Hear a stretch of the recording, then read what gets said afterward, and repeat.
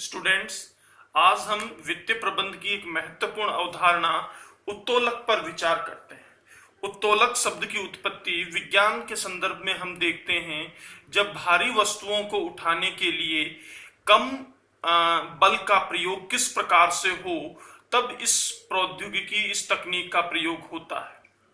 वित्त प्रबंध में ये किस प्रकार महत्वपूर्ण अपना स्थान रखती है, इसको समझने के लिए पहले पूंजी संरचना को देखना होगा। पूंजी संरचना में दो प्रकार की पूंजी का हमारे द्वारा प्रयोग किया जाता है। एक स्थिर प्रत्याय दर वाली पूंजी होती है, एक परिवर्तनशील प्रत्याय दर वाली पूंजी होती है। पूंजी संरचना को जब हम देखें तो पूंजी संरचना में ऋण पत्र, पूर्वाधिकार अंश पत्र और दीर्घकालीन ऋण ऐसी पूंजी स्रोत हैं जिन पर कंपनी को अथवा व्यवसाय को स्थिर दर से प्रतिवर्ष प्रत्याय चुकाने होते हैं। ये स्थिर दर वाली पूंजी हुई। दूसरी पूंजी वो होती है जिसके ऊपर परिवर्तनशील प्रत्याय दर लागू होती है, जिसके अंतर्गत समता अंश और प्रतिधारित अर्जने सम्मिलित होती हैं। ये पूंजी का वह प्रकार है जिस पर लाभांश चुकाया जाना बाध्यकारी नहीं है और लाभांश किस दर से चुकाया जाएगा यह भी कंपनी के द्वारा ही निर्धारित किया जाएगा।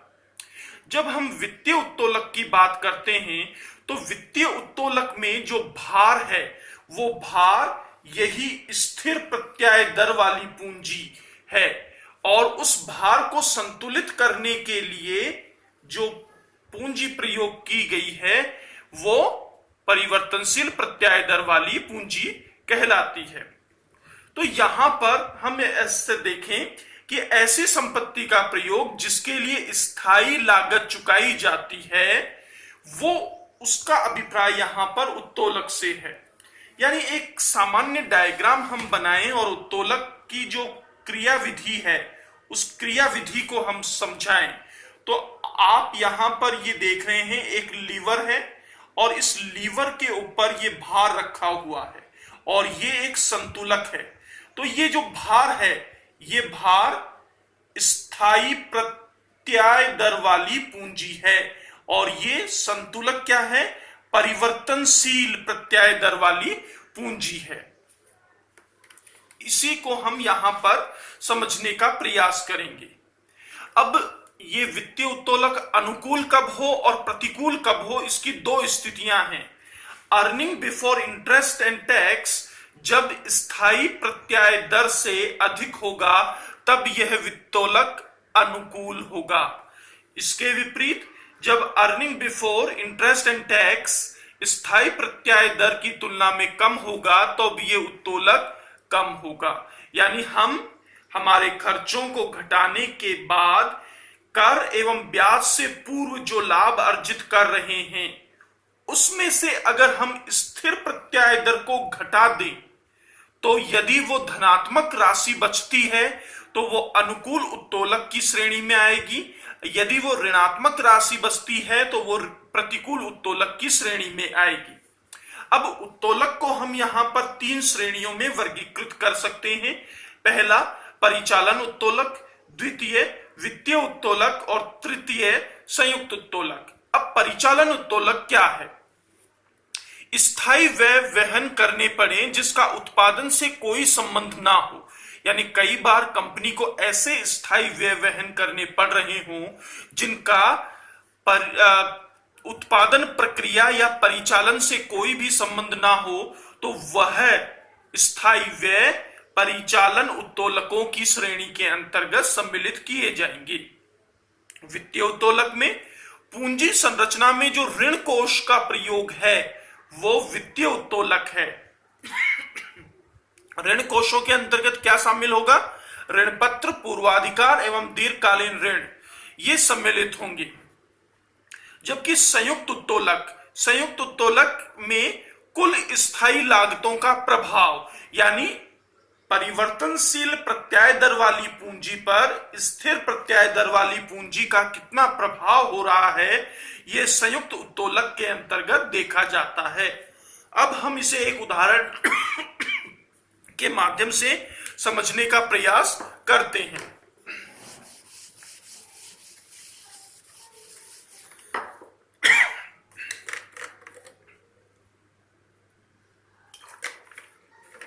इसके लिए हम एक छोटा सा उदाहरण लेंगे। इस छोटे से उदाहरण में सेल्स को हमने 1 लाख की राशि, 1 लाख रुपए की सेल्स यहां पर ली है। दूसरा वेरिएबल कॉस्ट में हमने यहां पर 50,000 रुपए वेरिएबल कॉस्ट के रूप में लिए हैं। तीसरी जो बेसिक इंफॉर्मेशन है क्वेश्चन का पार्ट के रूप में, फिक्स कॉस्ट 10,000 रुपीज। इसके एडिशनल जो इंटरेस्ट के रूप में कंपनी 5,000 रुपी पे करती है, और टैक्स रेट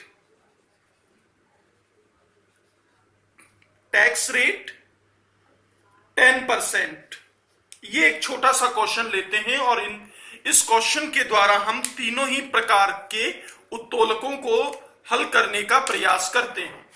सबसे पहला उत्तोलक परिचालन उत्तोलक या ऑपरेटिंग लीवरेज था, जिसको हम OL के रूप में भी लिख सकते हैं। OL operating leverage.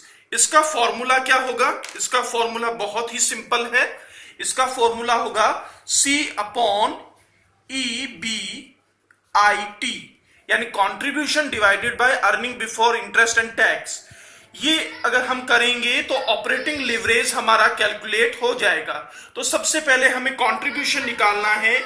C = S - V।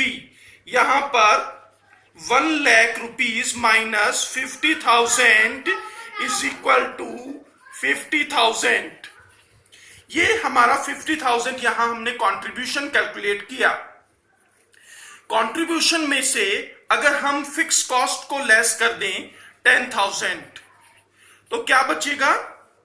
40,000 बचेगा, और ये 40,000 हमारा EBIT होगा। ये कंट्रीब्यूशन है 50,000 और 40,000 हमारा EBIT। तो इसको सॉल्व करने के लिए यहां पर कंट्रीब्यूशन डिवाइडेड बाय EBIT, तो 50,000 डिवाइडेड बाय 40,000 ये होगा, और इस प्रकार से ये जो संख्या निकलेगी 1.25, ये हमारा ऑपरेटिंग लीवरेज यहां पर निकल के आएगा। ऑपरेटिंग लीवरेज के बाद में जो दूसरी लीवरेज आता है वो फाइनेंशियल लीवरेज आता है। फाइनेंशियल लीवरेज का फॉर्मूला है EBIT डिवाइडेड बाय EBT, यानी earning before interest and tax divided by earning before tax. यहां पर हम EBIT को जब कैलकुलेट करेंगे, EBIT हमारा कैलकुलेट था यहां पर 40,000 डिवाइडेड बाय EBT यानी इसमें से इंटरेस्ट को हमने क्या कर दिया? लेस कर दिया। तो इंटरेस्ट अमाउंट कितना था? 5,000। तो 40,000 माइनस 5,000 35,000 आ जाएगा।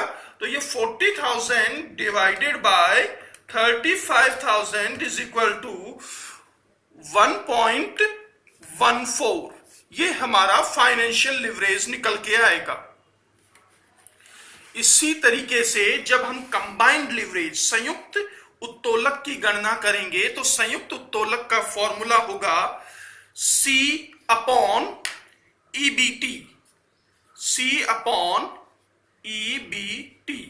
यहां पर C कंट्रीब्यूशन हमारा कैलकुलेटेड है 50,000 और EBT हमारा कैलकुलेटेड है 35,000।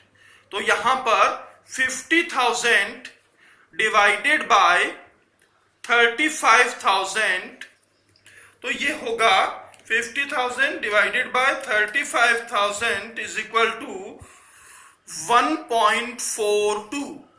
1.42 हमारा कंबाइंड लीवरेज होगा।